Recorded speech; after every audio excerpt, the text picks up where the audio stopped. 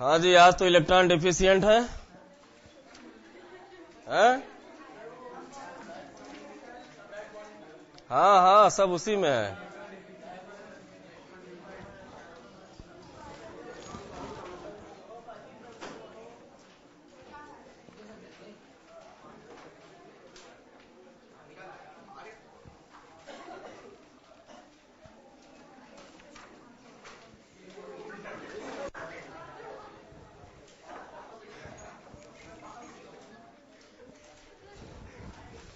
क्या हो रहा है, क्या हंस रहे हो? इलेक्ट्रॉन डिफिशियंट कंपाउंड जिसमें क्या हो, हाँ,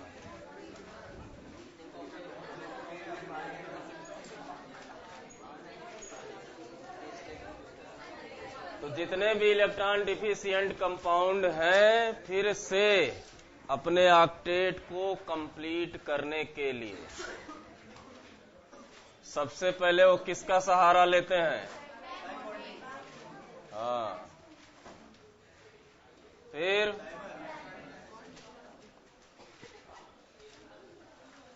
और उसके बाद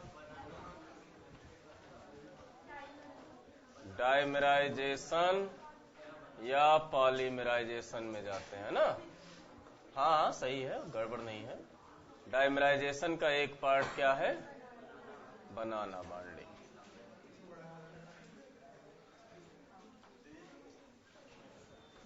ये भैया इंट्रामॉलिक्यूलर है, तो पहले प्रायोरिटी में कौन रहेगा? सबसे पहले कौन रहेगा? Intra, back bonding. तो बैक बॉन्डिंग की पहली कंडीशन क्या है? ये तो सारे होने चाहिए। बैक बॉन्डिंग की कंडीशन है,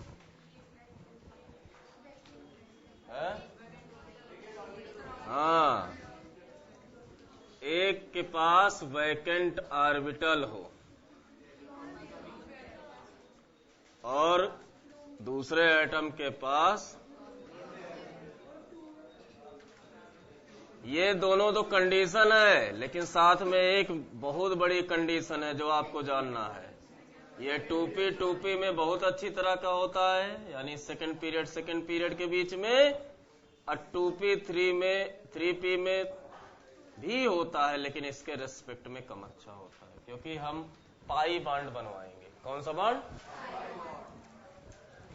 इसके अलावा BX3 में तो सब में हो जाता है, तो वो चाहे 2p का हो, चाहे 3p का हो, चाहे 4p का हो, लगभग सब में हो जाता है। क्लियर है? क्लियर है? इससे इफेक्ट क्या होगा? बॉन्ड ऑर्डर निश्चित बढ़ेगा, बॉन्ड लेंथ निश्चित कम होगी, बॉन्ड स्ट्रेंथ निश्चित बढ़ेगी, लेकिन हाइब्रिडाइजेशन और बॉन्ड एंगल का कुछ पता नहीं है। या तो कांस्टेंट होगा, यानी चेंज नहीं होगा, या फिर अगर चेंज होगा, लिख दो मे और मे नॉट चेंज।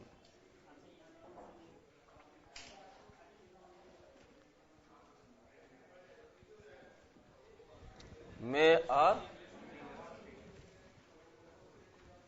ठीक है, प्रूफ करते हैं इस चीज को पहले। जैसे BF3 है, B F F F, ये 6 इलेक्ट्रॉन है, इलेक्ट्रॉन डिफिशियंट है, लेकिन है किस पीरियड का? और ये इलेक्ट्रॉन डिफिशियंट है, तो वैकेंट ऑर्बिटल है, अब नेक्स्ट एटम पर लोन पेयर है, कंडीशन फुलफिल है, बैक बॉन्डिंग हो जाएगी। क्या हो जाएगी? समझ में आया? ठीक, यहां बैक बॉन्डिंग हो जाएगी, जिससे जब बैक बॉन्डिंग नहीं हुई थी तब भी हाइब्रिडाइजेशन था sp2, जब हो गई तो भी हो गया sp2, इसलिए हाइब्रिडाइजेशन वही है। जब नहीं हुई थी तो भी बॉन्ड एंगल था 120 डिग्री, हो जाने के बाद भी बॉन्ड एंगल कितना है? 120 डिग्री, कोई फर्क नहीं पड़ा। तो मे नॉट चेंज तो समझ में आ गया। बॉन्ड ऑर्डर निश्चित कम हो गया, बढ़ गया। कैसे? पहले जब बैक बॉन्डिंग को ना कंसीडर करो तो बॉन्ड ऑर्डर 1 है, और जब आपने कंसीडर किया तो टोटल बॉन्ड 4 हैं, और कितने बीएफ के बीच में हैं? 3। तो क्या आई? 4/3। Any doubt? जब यही काम आप नाइट्रोजन के साथ करते हैं,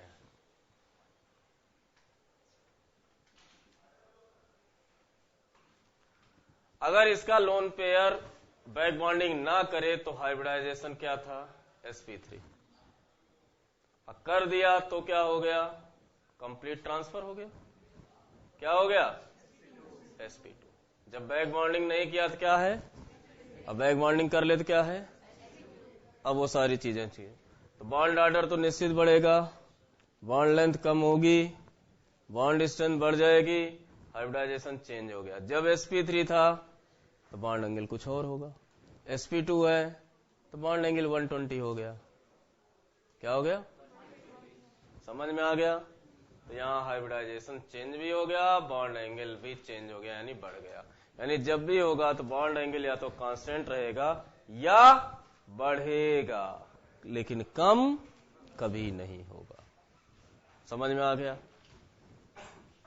अगर ये लोन पेयर यहां अवेलेबल नहीं है तो बेसिक स्ट्रेंथ क्या हो जाएगी?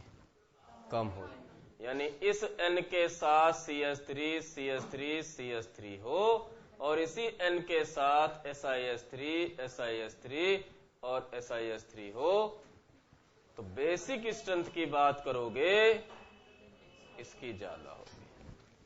किसकी ज्यादा होगी? क्लियर हो गया? किस वाली जगहों पर हाइब्रिडाइजेशन चेंज होता है? अगर एक्सेप्ट करने वाले एटम, किसकी बात कर रहा हूं? एक्सेप्ट करने वाले एटम के पास लोन पेयर नहीं है, हाइब्रिडाइजेशन चेंज करवा देगा। क्यों? क्योंकि उसके पास वैकेंट ऑर्बिटल है, लोन पेयर नहीं है, तो कंप्लीट ट्रांसफर करवाएगा। समझ में आया? क्योंकि पेयर जाएगा पूरा। और अगर उसके पास पहले से लोन पेयर है, जैसे OCl2 में बैक बॉन्डिंग होती है तो कहा जाएगा होती है, हाइब्रिडाइजेशन चेंज होता नहीं होता। क्यों? वैकेंट ऑर्बिटल है और देने वाले के पास लोन पेयर है, हाँ या ना? लेकिन इसके पास भी क्या है? तो ये हायर एनर्जी में चला जाएगा। हायर एनर्जी में चला जाएगा, इसका मतलब उसके जो पेयर्ड इलेक्ट्रॉन है वो बचे हुए में वैकेंट ऑर्बिटल में खुद चले जाएंगे। अब वो लोन पेयर जो दे रहा है वो किसी एक ऑर्बिटल को देगा, और किसी एक ऑर्बिटल में हमेशा सब में सिंगल इलेक्ट्रॉन पहुंच चुके हैं, पूरा एक पेयर जा नहीं सकता, क्योंकि एक ऑर्बिटल में 3 इलेक्ट्रॉन नहीं रहेगा। इस कारण से यहां बैक बॉन्डिंग तो है, लेकिन हाइब्रिडाइजेशन अभी भी sp3। अब क्वेश्चन देखो, अगर कहा जाए इसका इसका इसका और इसका चारों का हाइब्रिडाइजेशन बताओ सेंट्रल एटम का, तो ये मान के चलो कि जब भी इलेक्ट्रॉन डिफिशिएंट कंपाउंड आपके पास है तो आंसर आपको वही देना है, वो कंपाउंड स्टेबल हो चुका है। यानी आप बैक बॉन्डिंग के बाद का आंसर दोगे। क्या रहेगा? क्या रहेगा? अगर मैं इसका हाइब्रिडाइजेशन पूछूं तो ये नहीं पूछूंगा कि बिफोर बॉन्डिंग बैक बॉन्डिंग तो हो चुकी है। sp2 इसका और इसका sp3, इसका लोन पेयर कंप्लीटली नहीं जाएगा, लेकिन वो सारे काम होंगे। बॉन्ड ऑर्डर चेंज होगा, पार्शियल तो जाएगा, बॉन्ड लेंथ चेंज हो गया। समझ में आ गया? अब इस पर बेस्ड क्वेश्चन किस तरह से आते हैं ये तो जान ही गए। आता है लेविस एसिडिक नेचर। तो लेविस एसिडिक नेचर की अगर हम बात करें तो हर जगह -I के डायरेक्टली होता है, और -I fluorine chlorine bromine iodine का ऑर्डर है। लेकिन इस चीज को कौन फॉलो नहीं करता? बोरान के हेलाइड्स। अगर ये बोरान के साथ अगर बात करोगे तो लेविस एसिडिक नेचर क्या होता है? जैसे कोई कंपाउंड है और ये F- को एक्सेप्ट कर रहा है, तो जिसने एक्सेप्ट किया वो लेविस एसिड है। ये क्या बना? क्या बना?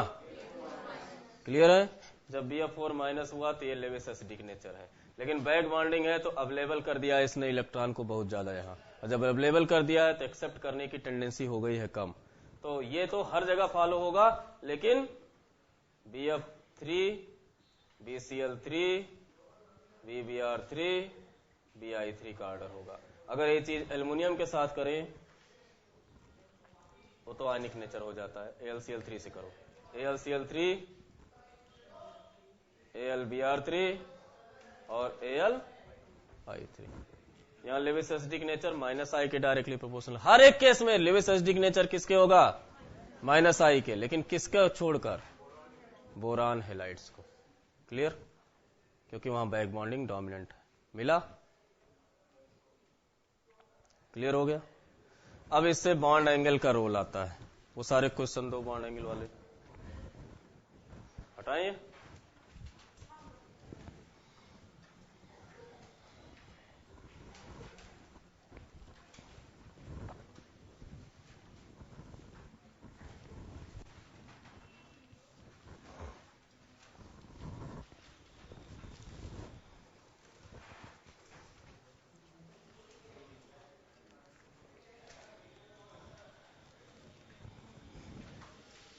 OCH3 CH3 OSiH3 SiH3 110 144 OClCl OSiH3 SiH3 OClCl। ये बिटिया S है, तुमने गलत लिखा है।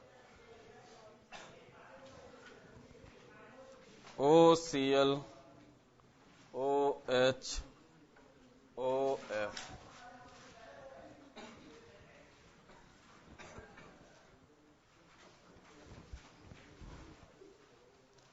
NCl3 NH3 NF3।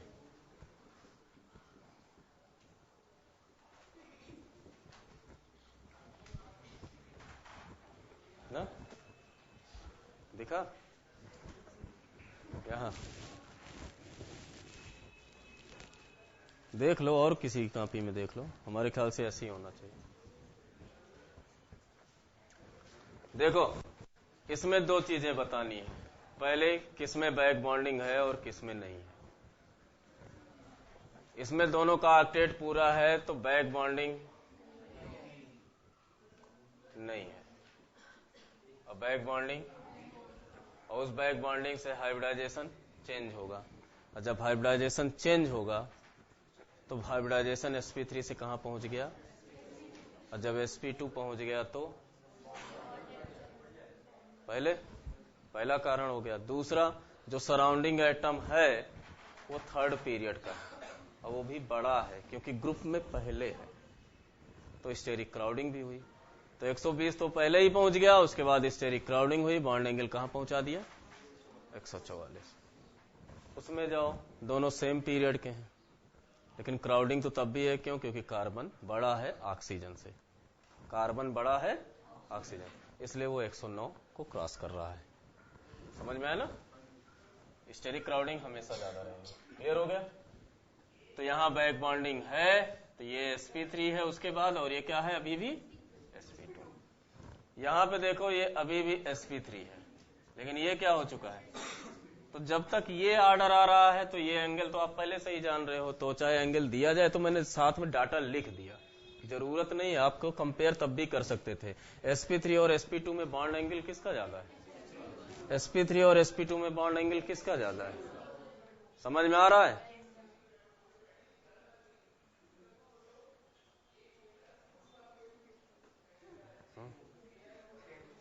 समझ में आ रहा है? OCl2 SCl2। अब सेंट्रल एटम क्या हो गया? थर्ड पीरियड का हो गया। किसका हो गया? और जब सेंट्रल एटम थर्ड पीरियड का हो गया, क्राउडिंग हो गई खत्म, अपने यूजुअल ऑर्डर में आ गया। क्राउडिंग तो सेकंड पीरियड सेंट्रल एटम में होती है, बड़ा वाला बीच वाला एटम बड़ा हो गया, तो अब जो ऑर्डर आना चाहिए हाइब्रिडाइजेशन से वही आएगा। तो अगर सराउंडिंग एटम उसी पीरियड का हो या ना हो, थर्ड पीरियड का अगर सेंट्रल एटम हो गया तो सारे के सारे बॉन्ड पेयर रहते हैं। sp3 में तो 109 डिग्री, लोन पेयर आता तो 109 से कम ना, हाँ या ना? और उसके बाद यानी ये अपने उसी ऑर्डर में आ गया, 109 से नीचे चला गया। समझ में आ रहा है? साथ साथ ये भी एक्सप्लेन कर रहा हूं, लेकिन ये 109 से नीचे नहीं गया। ये 109 से नीचे क्यों नहीं गया? क्यों? क्योंकि थर्ड पीरियड का है। समझ गए? बोलो। अगला, इसमें तो वही है, ये दोनों छोटे आइटम है तो कोई टेंशन नहीं, लेकिन ये क्यों पीछे गया इसको बेंड्स बताएंगे। कौन बताएंगे?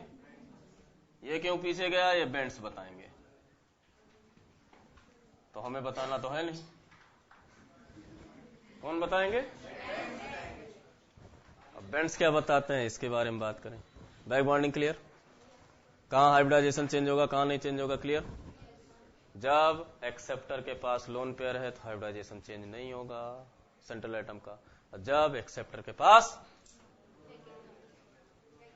वैकेंट ऑर्बिटल है, मतलब लोन पेयर नहीं है, वैकेंट ऑर्बिटल तो तब भी है भैया थर्ड पीरियड में हो तो, ठीक है।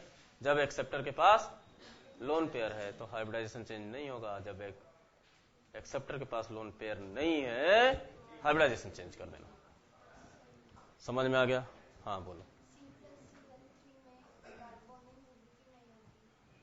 C प्लस कर दो,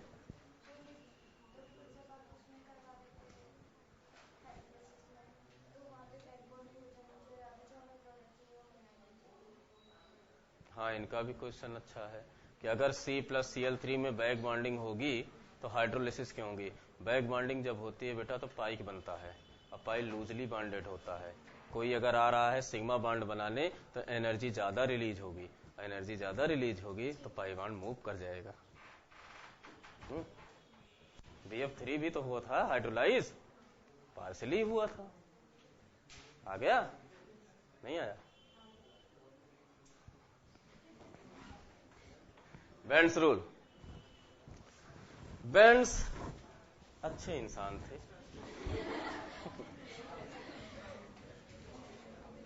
बहुत काम किए बेचारे, बहुत काम किए।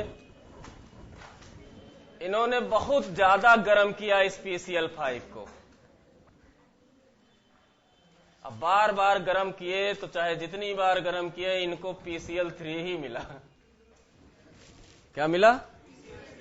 फिर क्लोरीन आइटम के आइसोटोप ले लेकर के काम किए, Cl37 Cl35, तो जो यहां Cl2 निकली 35 प्लस 37, फिर Cl35 35 किए, Cl71 टोटल, समझ रहे? 35.5 वाला कब 35, तो वो 35.5 किसी का नहीं है। 35.5 या तो 35 है या 37 है, तो या तो 37 इंटू 2 निकलेगा या 35 इंटू 2 निकलेगा, और एक 35 एक 37 का लेंगे तो एक 35 प्लस 37 का निकलेगा। तब उन्होंने कहा कुछ तो गड़बड़ है, यही क्यों टूट रहा है? तो टूटता वही है जिसकी बॉन्ड लेंथ बड़ी होती है और बॉन्ड स्ट्रेंथ कम, और जब सारे सिंगल बॉन्ड है तो हाइब्रिडाइजेशन का कांसेप्ट तो कहता है कि बॉन्ड लेंथ सेम है। तो उन्होंने कहा हाइब्रिडाइज ही नहीं हुआ। क्या कहा? अकॉर्डिंग टू बेंड्स PCl5 के हाइब्रिडाइजेशन में ये तीनों sp2 हाइब्रिडाइज होते हैं, और ये वाला बॉन्ड प्योर pz और dz स्क्वायर से बनता है। और उस पर उन्होंने एक रूल भी दिया था, दिया याद है?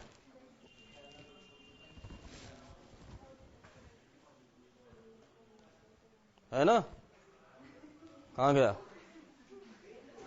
हाँ बेंड्स रूल, बस वही बताना चाह रहा हूं।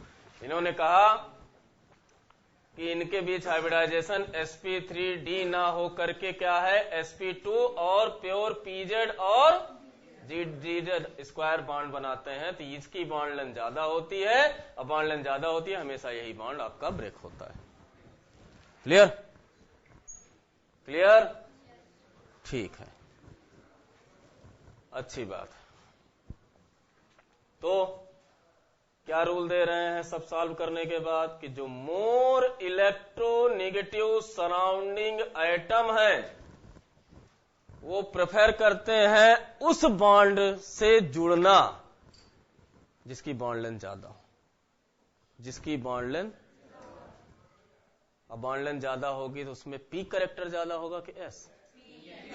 ये दूसरी लाइन समझ लो, बॉन्ड लेंथ ज्यादा हो या उसमें पी करेक्टर ज्यादा। लेकिन अगर सारे सराउंडिंग एटम सेम हैं तब तो किसी में नहीं होगा, इक्वली डिस्ट्रीब्यूट होगा।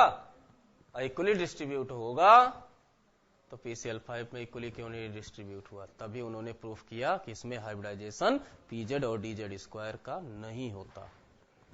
नहीं समझ में आया? थोड़ा और आओ। इसमें इक्वली डिस्ट्रीब्यूट है, सारे सराउंडिंग आइटम सेम है, इसमें भी तो सारे सराउंडिंग सेम है, हाँ या ना? तो इक्वली डिस्ट्रीब्यूट नहीं हुआ, इसीलिए उन्होंने कहा ये sp2 है और ये क्या है बाकी। समझ में आया? हाइब्रिडाइजेशन तो 3 का हुआ है जिसमें बाद में एनर्जी ज्यादा लग रही है तोड़ने में। क्लियर? तो क्या कहा उन्होंने कि जो मोर इलेक्ट्रोनेगेटिव सराउंडिंग एटम है prefer to attach with that hybrid orbital which have more p character। अब p character ज्यादा होगा तो बॉन्ड लेंथ ज्यादा होगी। अब आपके पास ये मालूम है Cl Cl Cl, अगर दो मोर इलेक्ट्रोनेगेटिव जोड़ोगे तो यहां, हाँ या ना? इसलिए इसका डायपोल मोमेंट 0। और PF3Cl2 में तो आपकी मजबूरी है कि एक F यहां लगाओ, इसलिए इसका डायपोल मोमेंट 0 नहीं होगा। इससे डायपोल मोमेंट जान गए। अब ये दो चीजें जो बची हैं उनकी बात करो। यहां नाइट्रोजन किससे जुड़ा है? हाइड्रोजन से। यहां नाइट्रोजन किससे जुड़ा है? समझ में आ गया? सिर्फ उसी उतने से बात हम करेंगे, क्योंकि जो लोन पेयर यहां है वही लोन पेयर यहां है, तो उससे कंपैरिजन नहीं करेंगे। ज्यादा इलेक्ट्रोनेगेटिव फ्लोरीन है या हाइड्रोजन? फ्लोरीन अगर ज्यादा है तो कौन सा करेक्टर बढ़ गया इसमें? अगर P बढ़ गया तो कम कौन हो गया? P बढ़ने से बॉन्ड लेंथ बढ़ता है और S बढ़ने से बॉन्ड एंगल, क्योंकि किसी की बॉन्ड लेंथ अगर बढ़ जाती है तो बॉन्ड एंगल चेक कर सकते हो यहां से। इसकी बॉन्ड लेंथ कम है तो बॉन्ड एंगल कितना है? 120। इसकी बॉन्ड लेंथ ज्यादा है तो बॉन्ड एंगल कितना है? समझ में आया? अब आप कंपेयर कर दो।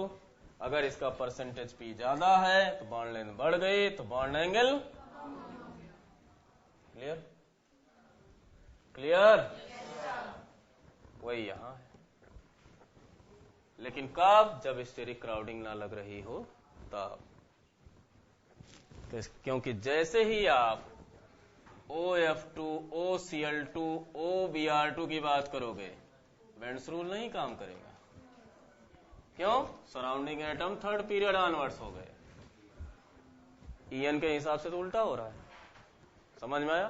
तो बेंड्स रूल कभी तभी तक अप्लीकेबल है, ध्यान दो, थर्ड पीरियड वाले में सेंट्रल एटम है तो निश्चित अप्लीकेबल है, और अगर वो सेकंड पीरियड एलिमेंट है तो सेकंड पीरियड के सराउंडिंग के साथ तो अप्लीकेबल है, बशर्ते उससे छोटे साइज के हो, बड़े साइज का ना हो। O के साथ CH3 भी नहीं काम कर रहा है, 111 पहुंचा दे रहा है। समझ गए?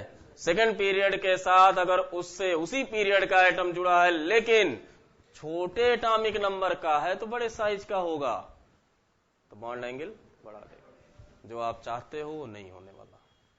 समझ गए? क्लियर हो गया? कहां कहां कैसे सोचना है? आ गया? ये काम हुआ। अब इसमें हम क्या क्या चीजें निकाल सकते हैं? अभी तो एक लाइन लिखे मोर इलेक्ट्रोनेगेटिव सिग्मा बॉन्डेड की। लोन पेयर जहां रहेगा वहां परसेंटेज करेक्टर बहुत ज्यादा होगा, तो सबसे ज्यादा प्रायोरिटी किसको दोगे? फिर किसको दोगे? अब उसके बाद बारी आएगी सिग्मा बॉन्डेड लेस इलेक्ट्रोनेगेटिव। अगर ये है तो ये उसमें अटैच, उस हाइब्रिडाइज्ड ऑर्बिटल से अटैच होना चाहेंगे जिसका परसेंटेज एस क्या हो, तो ऐसा लें जिसमें ये भी हो, ये भी हो, ये भी हो, तब एंगल कंपेयर करें। तो एंगल तो बॉन्ड के बीच का निकालते हैं। किसके बीच का? बॉन्ड एंगल निकालते हैं। क्या निकालते हैं? ठीक है, तो तीनों को ध्यान में रखते हुए अगर हम चलते हैं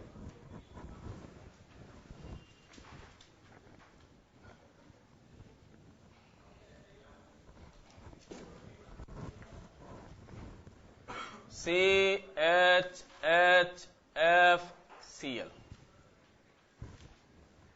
अभी तो आपको सिग्मा बॉन्डेड सारे एटम से गुजार रहे हैं। अगर CH4 होता तो 109 डिग्री 28 मिनट होता। कितना होता? समझ में आया क्या होता? तो CH4।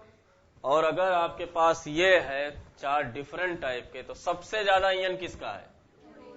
सबसे ज्यादा ईएन इसका है, तो परसेंटेज पी इसका सबसे ज्यादा होगा, परसेंटेज पी इसका थोड़ा ज्यादा होगा। अब जितना इन लोगों का परसेंटेज पी ज्यादा हुआ उतना ही इनका परसेंटेज पी कम हुआ। परसेंटेज पी कम हुआ तो अगर ये एंगल ए है, ये एंगल बी है, ये एंगल सी है और ये एंगल डी है, तो सबसे बड़ी एंगल कौन सी है? क्योंकि परसेंटेज पी कम हुआ है तो परसेंटेज ज्यादा होने से बॉन्ड एंगल। अब बी के साथ Cl है, यानी इस HCl के बीच में और HF के बीच में ज्यादा परसेंटेज पी कहां कम हुआ है? इसमें ज्यादा कम हुआ है, इसमें ज्यादा कम हुआ है।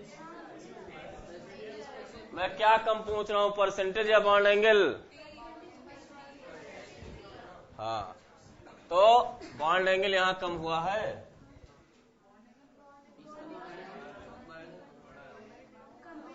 परसेंटेज पी बढ़ गया तो percentage S directly proportional to, तो कम हुआ है। यहां कम हुआ है, यहां ज्यादा कम हुआ है। समझ गए? तो डी तो कंफर्म है कि लेस देन 109 डिग्री 28 मिनट, और ए कंफर्म है कि ग्रेटर देन 109 डिग्री 28 मिनट। इसका तो बाद में बात करेंगे। क्लियर हुआ? आएंगे तो नहीं? SOCl2, इसमें आपका लोन पेयर भी है, पाई बॉन्ड भी है, Cl भी है। ये और ये कंपेयर करवाओ। बी, इसको BBT से भी दे सकते हो और उससे भी। लोन पेयर में परसेंटेज S सबसे ज्यादा, फिर पाई बॉन्ड में किससे जुड़ा है? मोर इलेक्ट्रोनेगेटिव से लेस इलेक्ट्रो, कोई मतलब नहीं, पाई बॉन्ड है ना। लोन पेयर के बाद किसको प्रायोरिटी दी जा रही है? पाई बॉन्ड में भी परसेंटेज S ज्यादा। अगर ये दोनों का परसेंटेज S ज्यादा हो गया तो इनका परसेंटेज S कम हो गया। परसेंटेज S कम हो गया तो बॉन्ड एंगल, तो A से ज्यादा कौन बड़ी है? क्लियर है? हाँ या ना? ठीक। अब इसको हम बॉन्ड लेंथ से कंपेयर करें। हटा दें।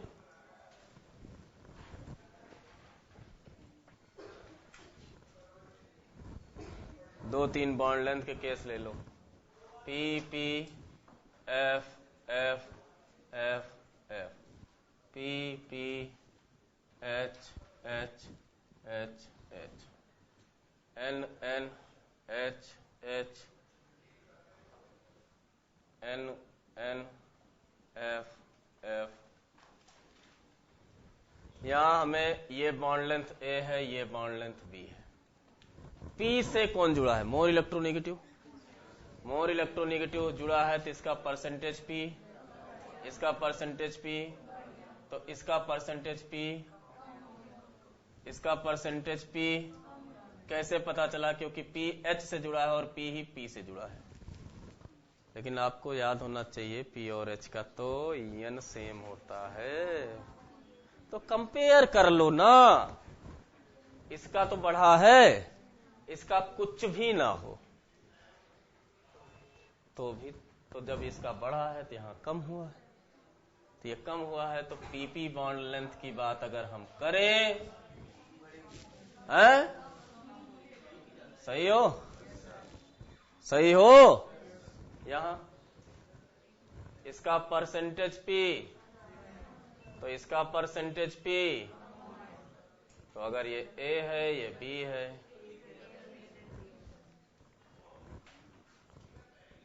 POCl Cl Cl, POFFF। हमें इस बॉन्ड लेंथ की बात करनी है। चल भैया इतना सेम है तो उससे मत कंपेयर करो, यहां से करो। परसेंटेज पी इसका, परसेंटेज पी बढ़ा इसका भी, लेकिन किसका ज्यादा बढ़ा? अगर इसका परसेंटेज पी ज्यादा बढ़ गया तो इसका परसेंटेज पी, तो बॉन्ड लेंथ इसकी ज्यादा कम हुई है, इसकी ज्यादा कम हुई है यूजुअल ऑर्डर से, तो सही हो। क्लियर हो गया बॉन्ड लेंथ? कहीं कोई doubt? Bond length bond angle के सारे क्वेश्चन एक बार चेक करो।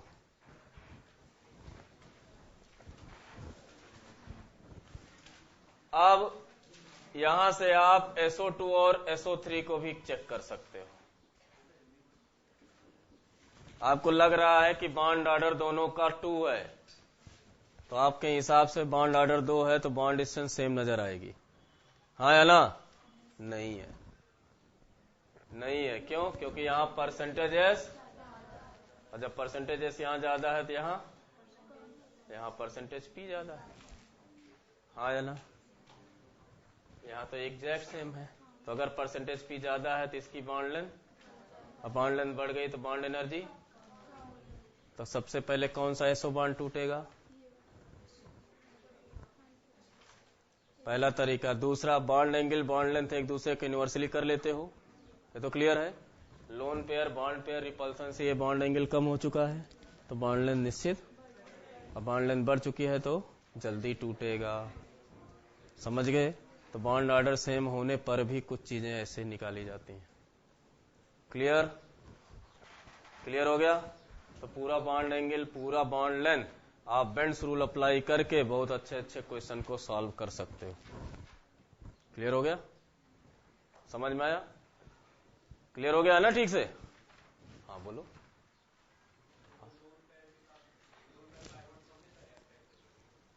उस जिसमें लोन पेयर है उसमें परसेंटेज बढ़ेगा सबसे ज्यादा। उसके बाद प्रायोरिटी दिया है ना, लोन पेयर के बाद प्रायोरिटी किसको मिली है? तो जब यहां लोन पेयर है, यहां पाई बॉन्ड है, तो इन दोनों में कंपेयर करोगे तो परसेंटेज ज्यादा कौन बढ़ाएगा? तो लोन पेयर परसेंटेज ज्यादा बढ़ा दिया, तो उसी के हाइब्रिडाइज्ड ऑर्बिटल की बात करो ना, इसी से ये लोग तो जुड़े हैं। तो उसने ज्यादा बढ़ा दिया तो इसका ज्यादा क्या बढ़ जाएगा? पी, या कह दो एस कम हो जाएगा। और जब पी बढ़ गया ज्यादा, इसके रेस्पेक्ट में पी बढ़ गया, और जब पी बढ़ गया तो बॉन्ड लेंथ बढ़ गई, तो बॉन्ड एनर्जी कहां पे?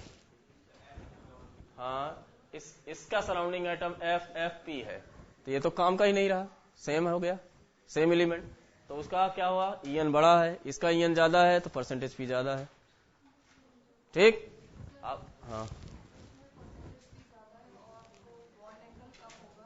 हाँ हाँ, अगर आपसे पूछा जाएगा ये एंगल या ये एंगल, तो अगर हम इसको x माने और इसको y माने, तो यहां क्या बढ़ा है? परसेंटेज p बढ़ा है। परसेंटेज p बढ़ा है तो x कम हो गया, p बढ़ गया तो बॉन्ड लेंथ बढ़ गई, बॉन्ड लेंथ बढ़ गया तो, अरे तुम इन दोनों की बात कर रहे हो या इसके साथ इसकी बात कर रहे हो? इसकी बात कर रहे हो, हाँ। तो यहाँ FF के बीच का एंगल है वो, तो FF के बीच का परसेंटेज P दोनों का बढ़ गया, तो परसेंटेज दोनों का कम हो गया, तो जो बॉन्ड एंगल आना चाहिए उस बॉन्ड एंगल से,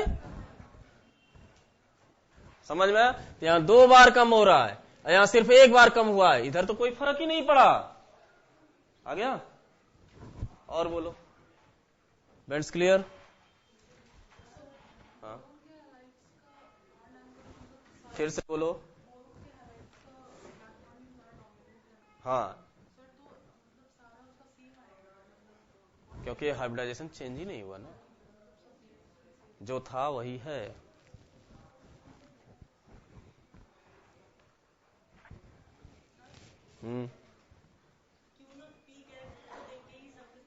निकालो ना, मना कौन किया है? हाँ तो निकलेंगे ना, पी से ही सब कुछ डिसाइड है। कुछ लोग सिर्फ एस से डिसाइड करते हैं, हम दोनों अप्लाई कर करके कर रहे हैं, पता नहीं कौन किससे कर रहा है।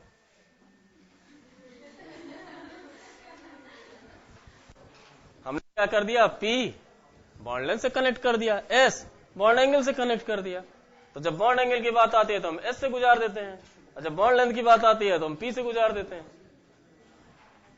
है तो वही चीज, क्योंकि टोटल सम तो आएगा वही sp3 जो सेंट्रल एटम का हाइब्रिडाइजेशन है। क्लियर हो गया सारे एंगल, समझ में आ गया?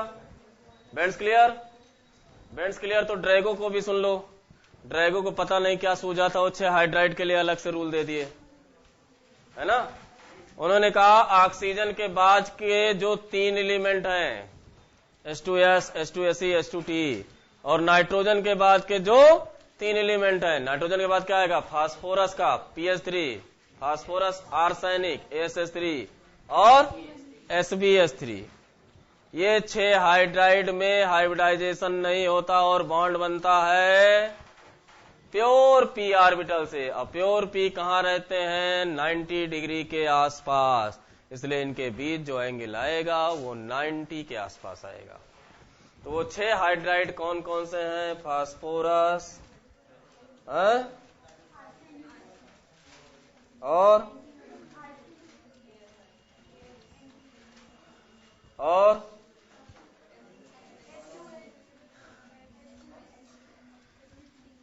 तो इनके बीच कोई हाइब्रिडाइजेशन नहीं होता।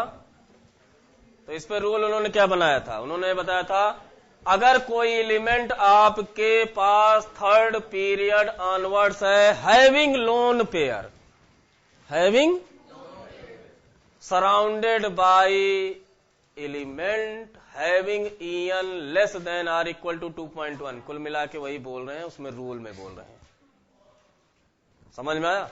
तो there is no hybridization, hybridization नहीं होगा, bond form by pure P orbital.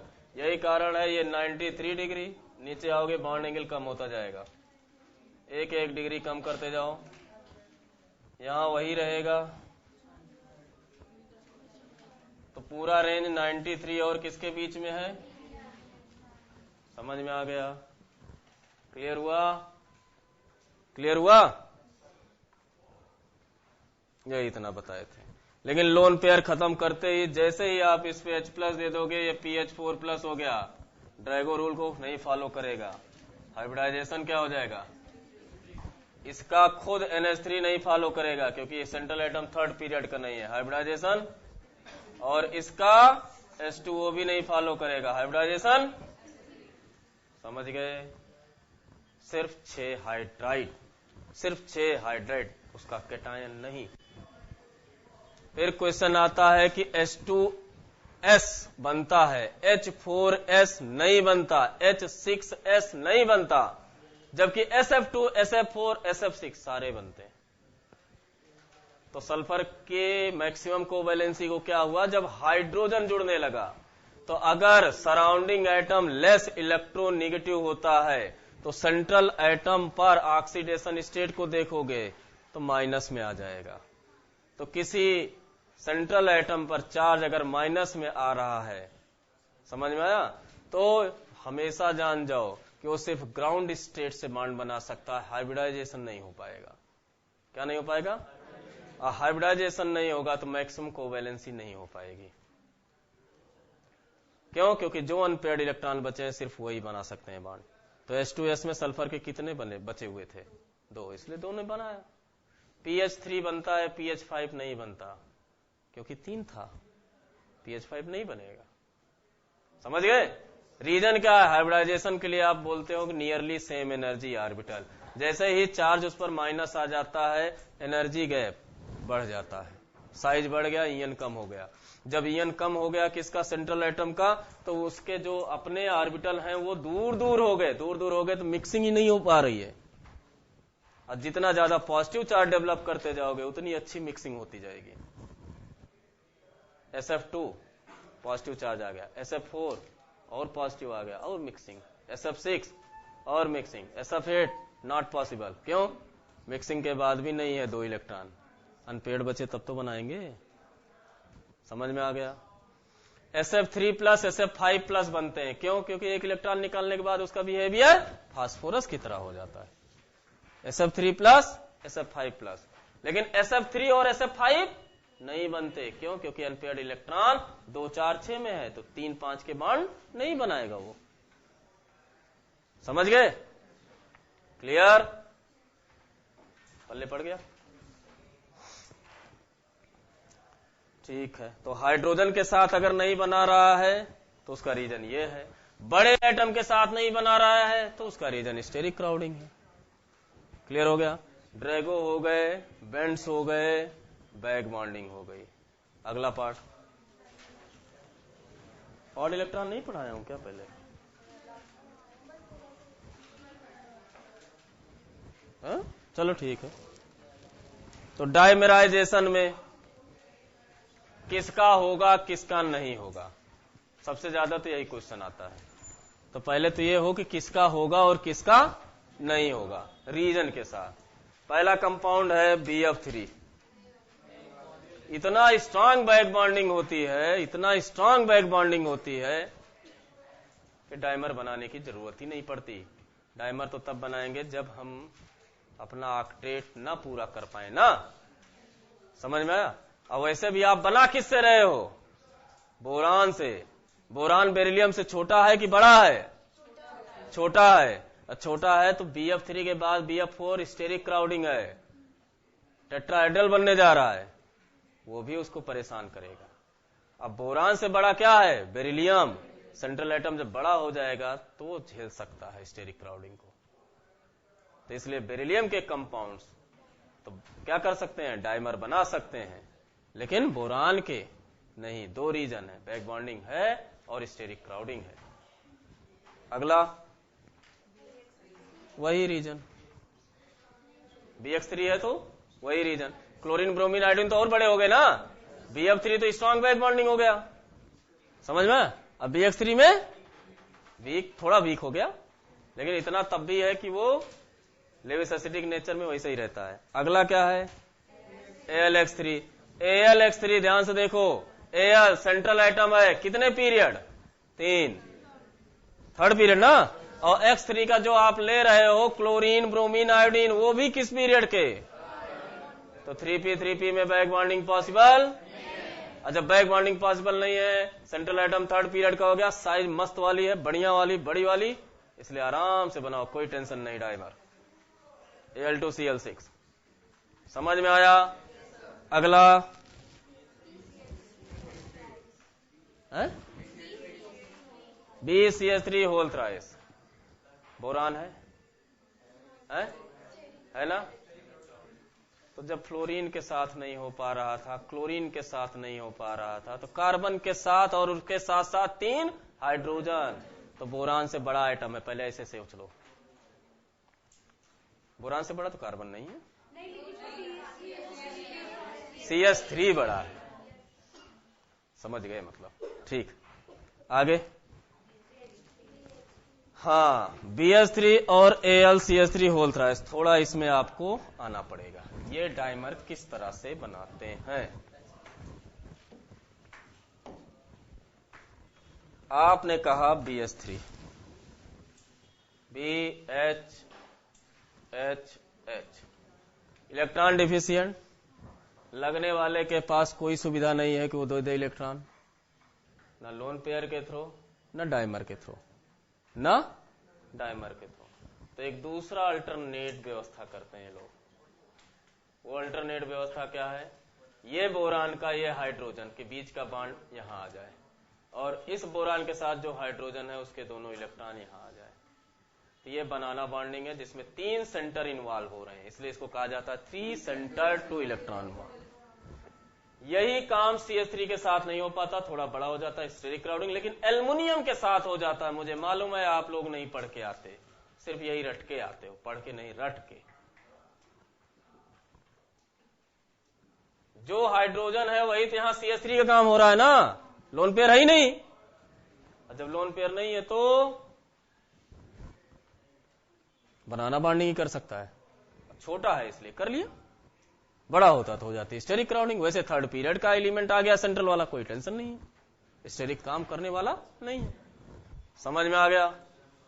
पल्ले पड़ गया? आगे ये बनाना बॉन्डिंग। अच्छा हाँ, दूसरी चीज, ये बॉन्ड स्ट्रांग होते हैं, इनकी बॉन्ड लेंथ भी बड़ी होती है, बॉन्ड भी स्ट्रांग होते हैं, इससे रीजन इधर से भी कनेक्टेड है, इधर से भी कनेक्टेड है, दोनों का सम का फोर्स ऑफ अट्रैक्शन इससे ज्यादा निकल जाता है। इसलिए रिएक्शन में जब भी पार्ट करते हैं, ये टर्मिनल वाले काम करते हैं, ये नहीं करते, ये रिएक्शन में पार्टिसिपेट नहीं करते। और घुमा दो, कहां है? BeH2, BeH2 इसी तरह का बनाता जाएगा। अगर डाइमर बना रहे हो, ये है ना, बोलो ठीक। अब पॉलीमर बना रहे हो तो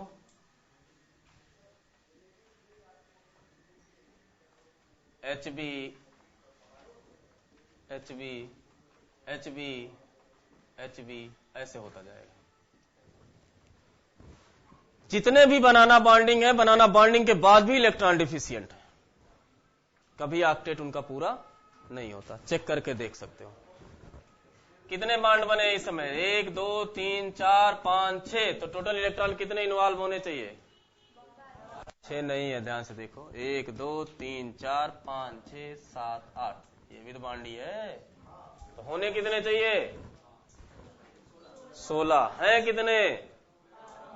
4 उधर, 4 उधर, 4 बीच में, इसलिए अभी भी वो इलेक्ट्रॉन, लेकिन Al2Cl6 में कंप्लीट हो रहा है। चेक करके देख लो। तो बनाना bonding always electron deficient. Any doubt? Clear?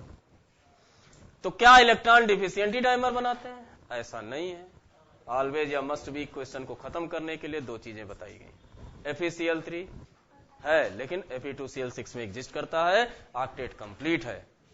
अगला ICl3, I2Cl6, ऑक्टेट कंप्लीट है, डायपोल मोमेंट 0 है, क्योंकि I2Cl6 के फॉर्म में जब वो एग्जिस्ट करता है तो Cl Cl Cl Cl I Cl Cl, lone pair यहां, लोन पेयर यहां आया, बोलो। ये Cl इसको कोऑर्डिनेट बांध दे रहा है और ये Cl इसको कोऑर्डिनेट बांध दे रहा है, डायपोल मोमेंट 0। क्लियर? एक बार फिर से पूरा डाइमर ध्यान से देखो। क्वेश्चन पहले बनता है डाइमर बनाएंगे कि नहीं, तो BF3 नहीं बनाएगा। मेन रीजन उसका back bonding, strong back bonding. बाकी BX3 क्यों नहीं बनाएंगे? Steric crowding.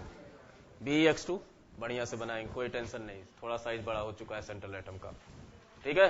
फिर एल्युमिनियम के AlX3 बनाएंगे। LCl3 Al2Cl6 के फॉर्म में एग्जिस्ट कर रहा है बढ़िया से। रीजन क्या होगा?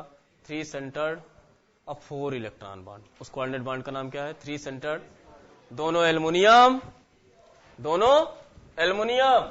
यहां Cl हो चुके हैं तो इसका Cl का कोऑर्डिनेट बॉन्ड आएगा, इस Cl का कोऑर्डिनेट बॉन्ड आएगा। तो 3 सेंटर और 2 यहां 2 यहां, 4 इलेक्ट्रॉन बॉन्ड उसे कहा जाएगा, ठीक है। BH3 बनाना बॉन्डिंग, BH3 बनाना बॉन्डिंग, लेकिन इलेक्ट्रॉन डिफिशिएंट, इसलिए डाइमर बनाएंगे। BCH3 के साथ होल थ्राइस नहीं बनाएगा बनाना बॉन्डिंग। क्यों नहीं बनाएगा? स्टेरिक क्राउडिंग आ जाएगा। लेकिन एल्युमिनियम बना लेगा। तो एल्युमिनियम हाइड्रोजन के साथ क्यों नहीं बनाया? बहुत छोटा हो गया। क्या हो गया? नहीं बनाएगा। तो आगे बढ़ो, क्या था इसके बाद?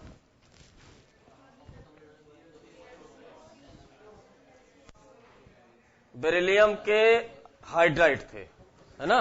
बेरिलियम के हाइड्राइड डाइमर बनाएंगे और पॉलीमर बनाएंगे। डाइमर में हाइब्रिडाइजेशन sp2 होगा और पॉलीमर में sp3 होगा। बॉन्ड लेंथ बढ़ गई, उसको तोड़ना आसान है।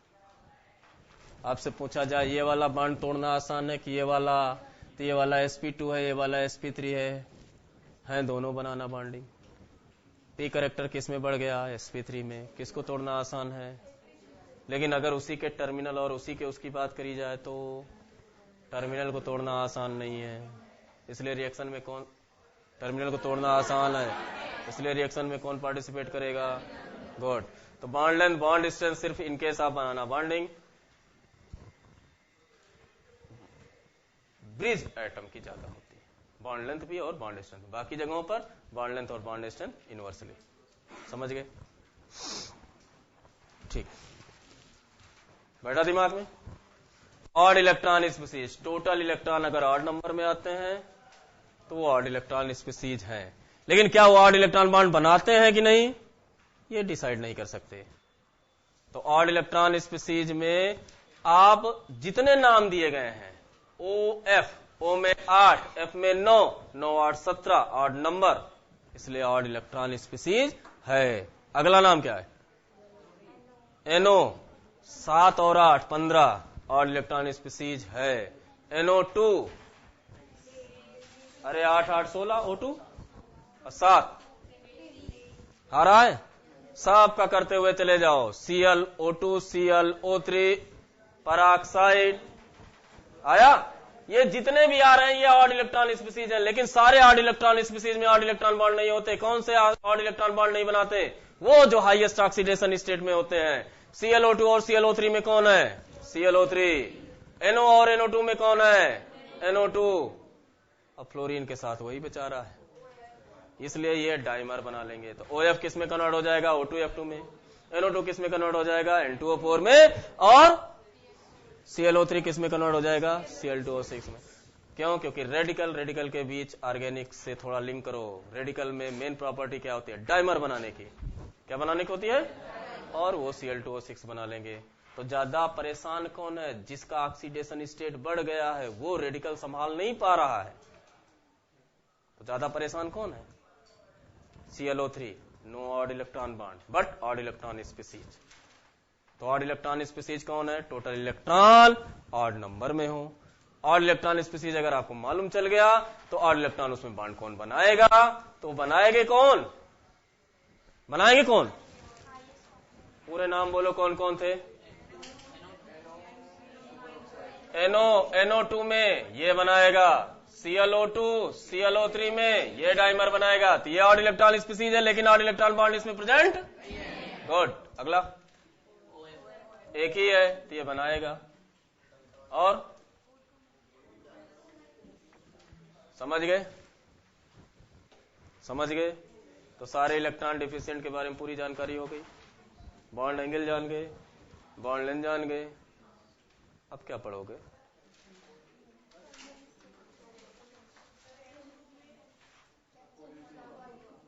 बराबर हो गया। सिर्फ इतना पढ़ाया था 1 महीने।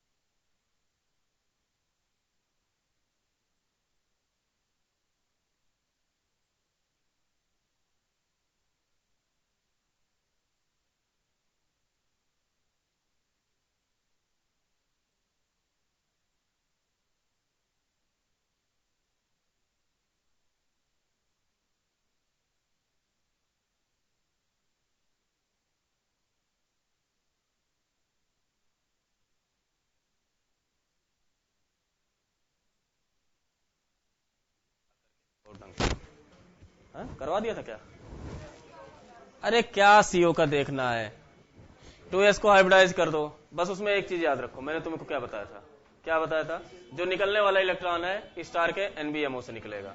बाकी वहां दिमाग लगाना बंद करो। जब बहुत समय था तो खूब पढ़ा रहा था, अब मैं बता दिया दिसंबर चल रहा है, अब दिसंबर के बाद टू द पॉइंट।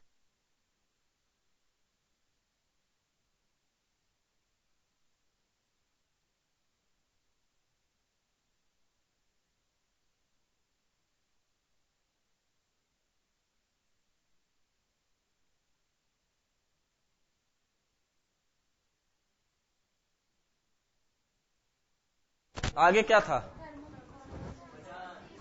फजान थे, अरे ठीक हो तो फिर एक आध चीज और ले लो। क्या चाहिए है? जल्दी जल्दी सब नहीं बताएंगे, एक कोई चीज और बताऊंगा जो मन। उसको पढ़ाया ही नहीं, मेल्टिंग पॉइंट तो पूरा पूरा कराऊंगा। Hydrolysis, Fazan role, finally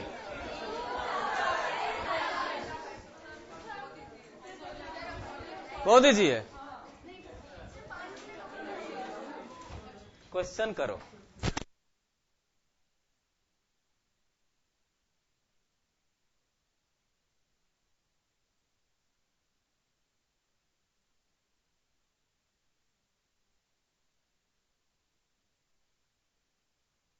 question ना हो, अब क्वेश्चन हो जाए, बहुत करा दिया।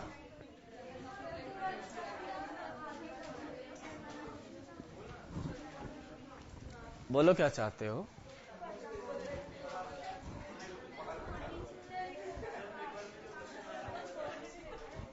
रुक जाओ, मैं ऑफ करा के आऊं तो उसके बाद फिर बात होती है।